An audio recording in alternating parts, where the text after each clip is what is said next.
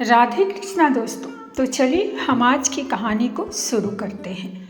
एक समय की बात है, एक बार माता पार्वती भगवान शिव से कहती हैं, हे प्रभु, मेरे मन में एक शंका है, कृपया मेरा मार्गदर्शन करें। तब भगवान शिव बोले, हे देवी, क्या है तुम्हारी शंका? कृपया बताओ, तुम्हारी शंका का निवारण करके हमें प्रसन्नता होगी। तब माता पार्वती बोली, हे प्रभु, जब कोई मनुष्य मृत्यु के बाद तुलसी पत्र का जल अपने मुख में पाता है तथा रोज तुलसी में जल देने से क्या होता है तथा उस मनुष्य को कौन से फल की प्राप्ति होती है? तब भगवान शिव कहते हैं, हे देवी, तुमने जो प्रश्न पूछा है वह समस्त मानव जाति के कल्याण हेतु अत्यंत उपयुक्त है। हे देवी, तुलसी पत्र से संबंधित मैं आपको एक पवित्र कथा सुनाता हूँ। आप इस कथा को ध्यान से सुनिए। तब माता पार्वती कहती हैं, हे प्रभु, मैं इस कथा को पूरे ध्यान से सुनूंगी और लोक कल्याण हेतु इस कथा का प्रसार भी करूंगी। तब भगवान शिव कथा सुनाना आरंभ करते हैं। हे देवी, गंगा तट के किनारे एक भील परिवार रहता था, जिसमें 5 भाई अपनी बहन के साथ रहते थे। उनके माता पिता किसी बीमारी के कारण गुजर गए थे। बहन सबसे छोटी थी और वह मेरी बहुत बड़ी भक्त थी। वह हर दिन सुबह तुलसी में जल चढ़ाती थी, नित्य रूप से पूजा पाठ करती थी और यह 5 भाई हर रोज जंगल में जाकर शिकार करते थे और जो भी मिले उसे घर लाकर पकाकर खाया करते थे। उनका यही नित्य काम था और बहन घर के सभी काम करके भाई की सेवा करती थी, उनके लिए खाना बनाती थी। फिर एक दिन उसका हाथ एक चाकू से मछली को काटते हुए कट गया और उसके हाथ से खून बहने लगा। तो उसने जब उस रक्त को दीवार से पोंछना चाहा तो सोचा कि अगर भाइयों को इस बात का पता लगा तो उन्हें बहुत कष्ट होगा। अगर कपड़ों से पोंछ लूं तो वह भी उनकी नज़रों से नहीं बच सकता है। इसीलिए उसने उस रक्त को मछली में ही डालकर मछली को पका लिया और जब रात को भाइयों ने मछली को खा लिया तो वे भाई उंगलियां चाटते ही रह गए। उन्हें वह खाना बहुत पसंद आया। फिर सबसे बड़े भाई ने बहन से पूछा कि आज खाने में क्या मिलाया है जो इतना स्वादिष्ट बना था? तो उसने कुछ भी नहीं बताया। फिर अगले दिन खाने का स्वाद पुराने जैसा ही था। इसीलिए बड़े भाई ने बहन को कसम दिलाई कि उसने खाने में क्या मिलाया था। तब बहन ने बताया, हाथ के रक्त के बारे में अपने भाइयों को बता दिया। तब बड़े भाई के कुटिल दिमाग में एक बुरा ख्याल आया कि क्यों ना हम अपनी बहन को ही मारकर खा जाएं, क्योंकि उसके रक्त की चंद बूंदें इतनी स्वादिष्ट थी तो फिर उसका मांस कितना स्वादिष्ट और मुलायम होगा। अगले दिन बड़ा भाई अपनी वह कुटिल योजना सारे भाई को बताता है और सबसे छोटे भाई को छोड़कर सारे भाई राजी भी हो जाते हैं। तब बड़ा भाई अपनी बहन की हत्या करने की साजिश करता है। दूसरे दिन वे सभी अपनी बहन की शादी कराने हेतु उसे दूसरे गांव में ले जाते हैं। फिर वे सभी अपनी बहन के साथ रास्ते की एक छोटी सी गुफा में ले जाकर उसे बांध देते हैं और उस पर बाणों से वार करना शुरू कर देते हैं। तभी उस स्त्री ने मन ही मन ईश्वर से प्रार्थना करते हुए कहती है, हे प्रभु, अब आप ही मेरी रक्षा करें।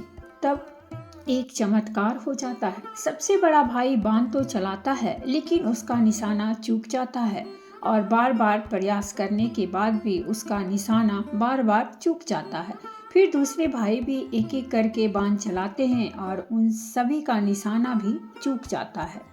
अंत में सबसे छोटे भाई को बाण चलाने को कहते हैं किंतु वह मना कर देता है। तब सभी भाई उसे ही जान से मारने की धमकी देते हैं।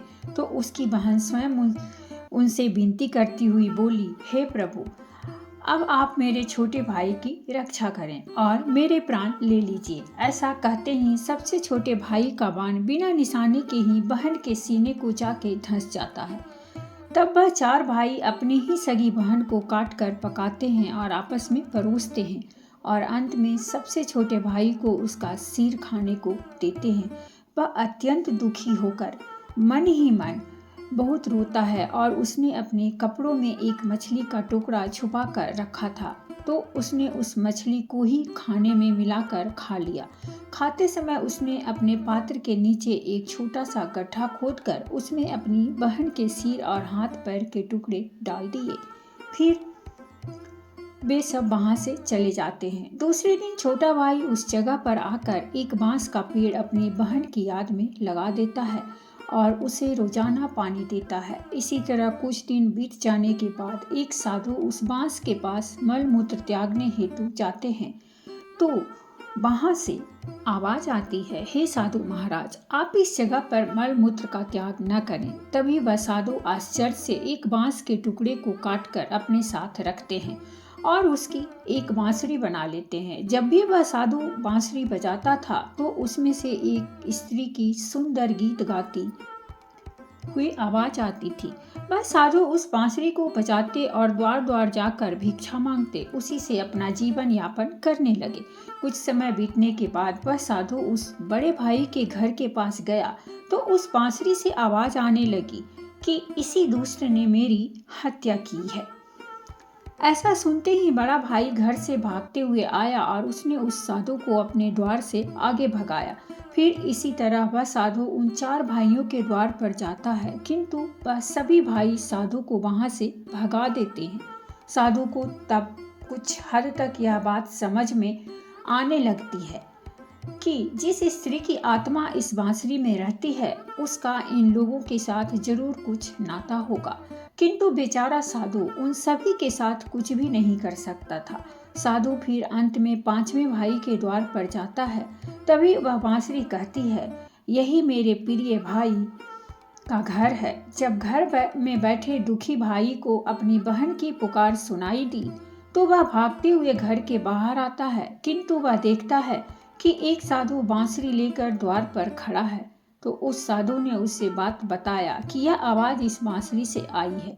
तब वह भाई उस साधु से विनती करते हुए बांसुरी मांगता है। वह साधु उस बांसुरी को 5वें भाई को देता है और वहां से चला जाता है। फिर वह भाई अपनी बहन की आवाज वाली बांसुरी बजाता है तो वह कहती है, हे भाई, मुझे पता है तुम मुझसे बहुत प्रेम करते हो, किंतु मेरी मुक्ति के लिए तुम हर दिन घर की तुलसी में जल चढ़ाओ तथा भगवान श्री हरि विष्णु का प्रत्येक दिन पूजा पाठ करो। अपनी बहन की बातों को मानकर वह भाई नित्य दिन तुलसी में जल देता और घर में भगवान विष्णु की पूजा पाठ करता था। एक दिन जब वह भाई तुलसी को जल देते हुए मन ही मन भगवान विष्णु के नाम का जप कर रहा था, तब स्वयं भगवान विष्णु उसी तुलसी के पौधे से उस गरीब भाई के घर में प्रकट हुए।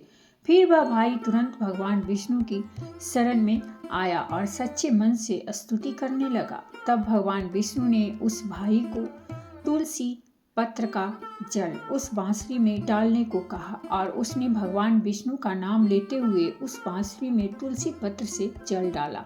भगवान विष्णु के आशीर्वाद से उस स्त्री का पुनः जन्म हुआ, जिसके बाद वह स्वयं उस बांसुरी से बाहर आ गई। तब उन दोनों भाई बहन को भगवान विष्णु ने तुलसी के संबंध में महत्वपूर्ण ज्ञान दिया था।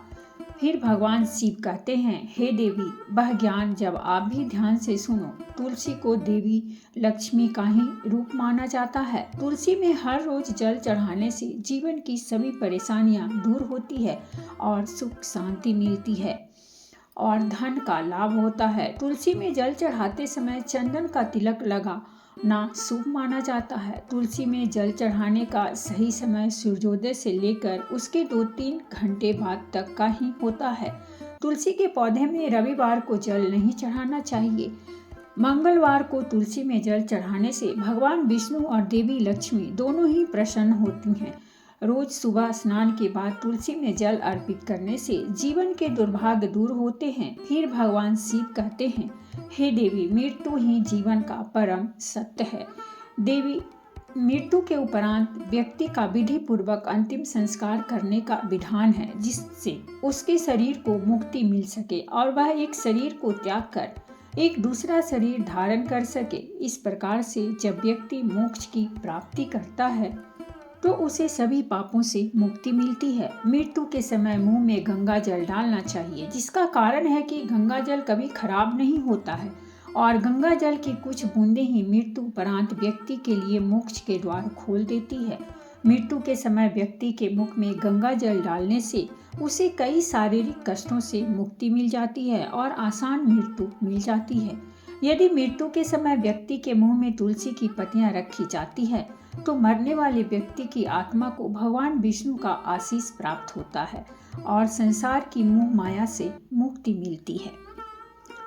वही शरीर के सारे कष्ट दूर हो जाते हैं और आत्मा सभी बंधनों से भी मुक्त हो जाती है। तुलसी के नाम से ही यमलोक में जो कष्ट देने वाले राक्षस हैं वह शांत हो जाते हैं और यह मार्ग आसान हो जाता है तथा मोक्ष मिलता है। इसीलिए मोक्ष के लिए ही गंगा जल और तुलसी का सेवन मृत्यु के समय किया जाता है। तो दोस्तों, ये थी हमारी आज की कहानी और अगर कहानी अच्छी लगी हो तो प्लीज़ हमारे चैनल को सब्सक्राइब कीजिए, वीडियो को लाइक और शेयर जरूर कीजिए। कहानी सुनने के लिए बहुत बहुत धन्यवाद। मिलते हैं हम एक नई कहानी के साथ।